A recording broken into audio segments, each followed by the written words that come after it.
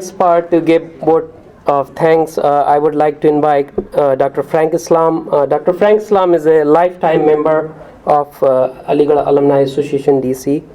He is internationally recognized by AMU alumni community for his generous donations to build management complex and the mass communication auditorium. He delivered the AMU convocation address and was awarded an honorary degree, the doctorate.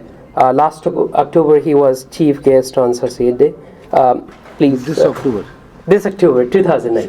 Yes. You forgot that part. Great. Thank you very much.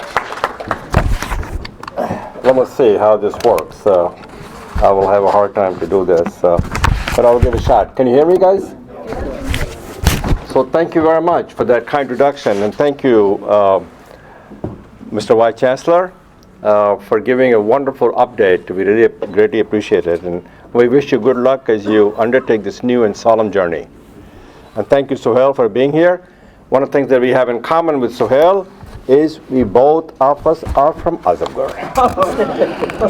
What's best in me, as you know, that I owe to Aligarh Muslim University. I love this institution, and it is a great honor for me to be here with my fellow AMU alums at this Sir Syed Day dinner.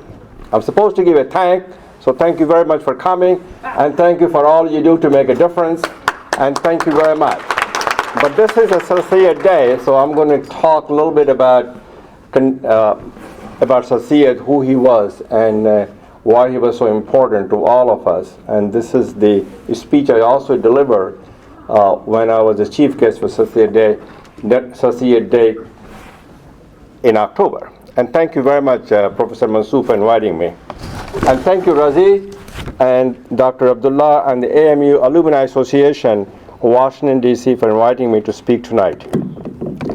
I must state that although I've been asked to be a former messenger on Sir Syed Day for the evening, in truth, all of us are messengers for him. We are the messengers in the way we conduct ourselves every day in accordance with his vision, values, and the messages. I also want to thank the Vice Chancellor Tariq Mansoor for joining us this evening. During his tenure, Vice Chancellor Mansoor has made a great institution even greater. Let's give him a big round of applause. I have gotten to collaborate with him on several projects at AMU over the past several years. And I can tell you from my personal experience that he is a special person. He is an unparalleled and unmatched leader and a guiding star. I look forward to working with him on many projects in the future. I encourage all of you in the audience to do so as well. Let's give him a big round of applause. As some of you know, that last month my wife Debbie and I were over in Aligarh to dedicate the Frank and Debbie Islam Auditorium in the Department of Mass Communications.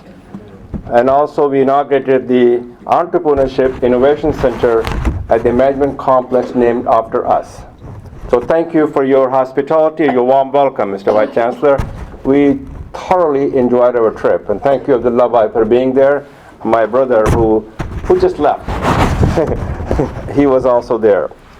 I want to talk about Sir Syed. I want to start by focusing on the messages of love, learning, and light that Sir Syed has sent to us. His messages so that we can follow, build upon, and amplify them. Sir Syed's messages on love was a straightforward and simple one.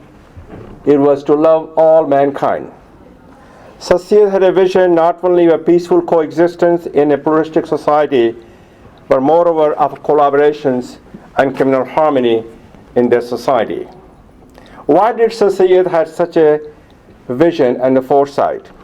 It was because this is the way he saw the world and its inhabitant, and he explained his perspective himself in his famous speech. He said, "I regard both Hindus and Muslims as my two eyes." Later, he went on further to say, "Would that I had only one eye." He used that phrase to indicate that even though he was a devout Muslim, he loved both Hindus and Muslims equally. Sir Syed's advice provides the basis for bringing us together to foster unity across cultures, community, and religion in order to find a shared sense of humanity.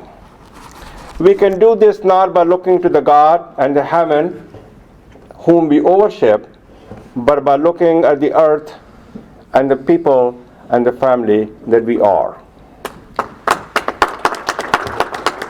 Sir Syed felt there were two pillars for achieving peaceful coexistence and communal harmony.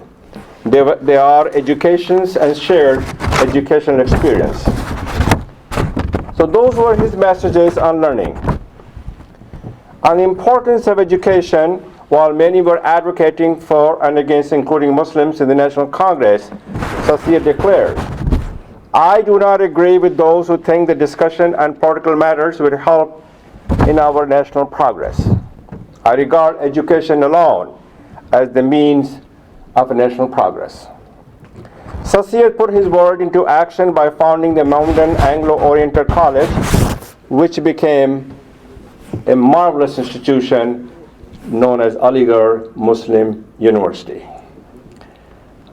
While it was focused on advancing the educational interests and competencies of the Muslims, Sir Syed ensured that from its establishment, the college was not a province of any religion. During the college infancy, Sir Syed emphasized that, and I quote him, "Yes, the main purpose of this college is to impart modern education to Muslims who are suffering because of a lack of it, but this institution is for all, Hindus and Muslims alike.